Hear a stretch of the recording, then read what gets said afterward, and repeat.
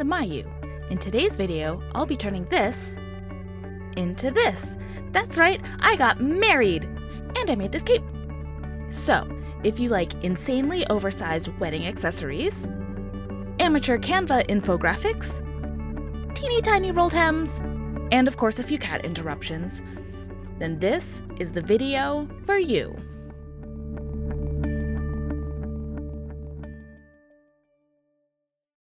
This all began when I found this gorgeous 3D floral organza on sale from Joann's and bought 16 yards of it.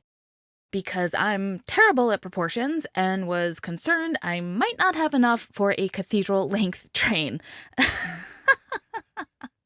Of course, Joann sent it in 3 cuts, so I ended up with one 8-yard length,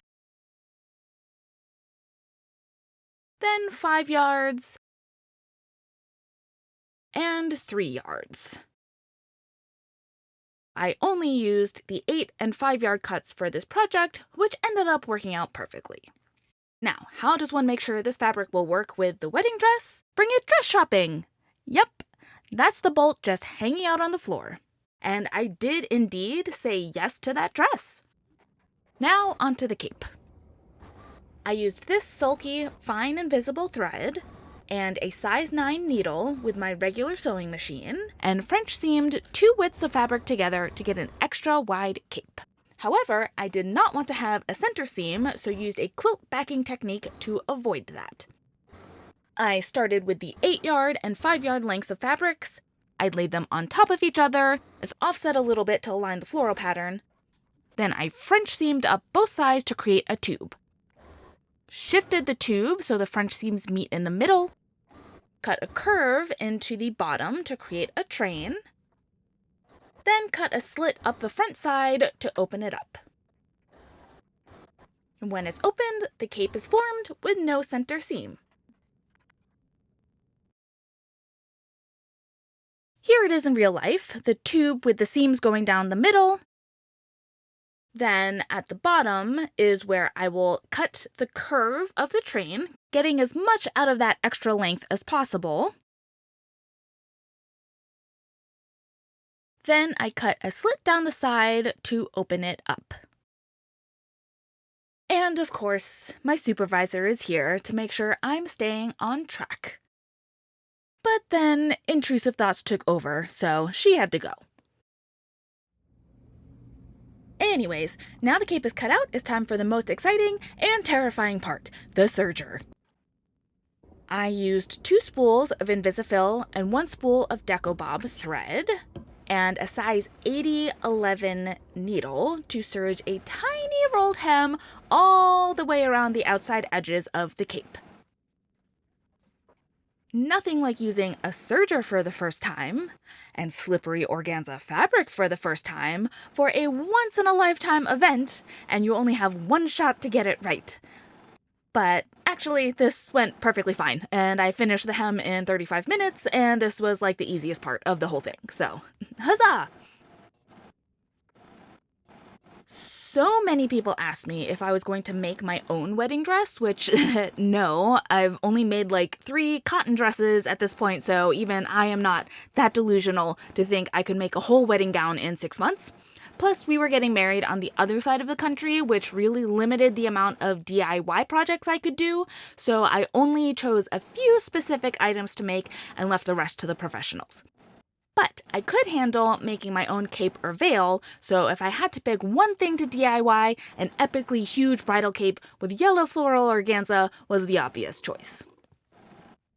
And really, this cape was easy to make. It's just huge and very slippery, and I only had a few days to make it while my fiance was out of town on a work trip.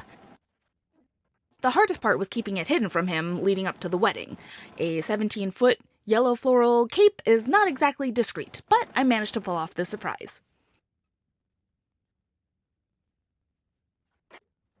Okay, once the hem was secured, I could move on to the last few steps, first of which was trimming off the top edge to remove the excess fabric, then pleating down the top until it was 22 inches wide. To help with this, I used a washable marker and drew a line a few inches below the edge. This became my guide to try and keep the pleats straight.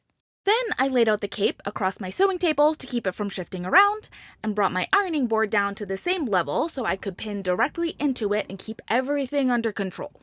I'm pleating the whole width down to 22 inches and used pins to mark the start and end points.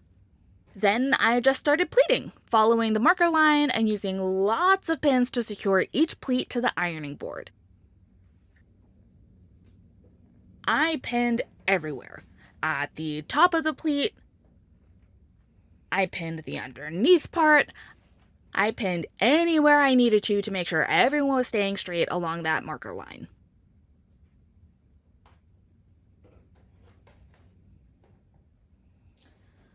And I'm pretty sure I did the math for this, but you'll see in a second that I run into a slight issue. See, I have all this extra fabric left to pleat, but I'm already at the end pin, so out comes the thinky finger.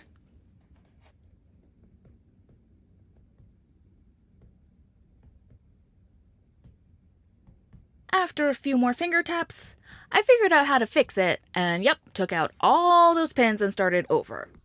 This time I pleated from outside in, so right side towards the middle, and left side towards the middle. Then anything left in the center I pleated on top of each other to create watteau pleats to make it all fit. And it worked! Everything is now neatly gathered in between the pins and mostly straight along that marker line.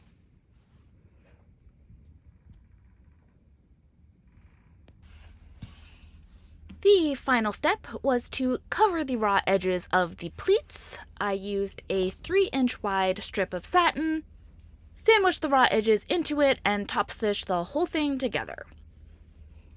You won't actually see the satin band part since it gets tucked into the back of the dress, so I wasn't overly concerned with how it looked as long as all the raw edges were covered.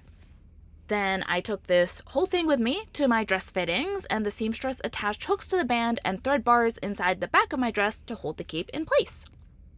The final size of the cape was 9 feet wide and an epic 17 feet long.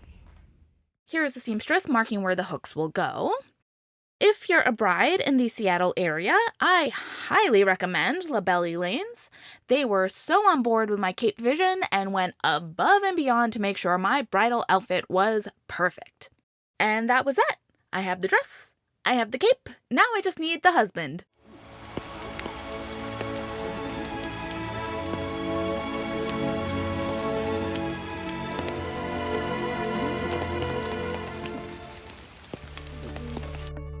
I am so happy with how my wedding cape turned out. It's exactly what I envisioned. It looks so perfect with my dress and my flowers. My only regret is that I can't wear this every day.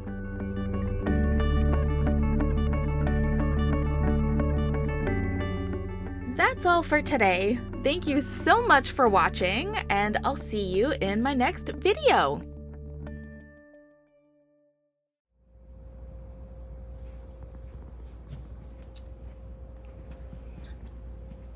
Look at you. Go away.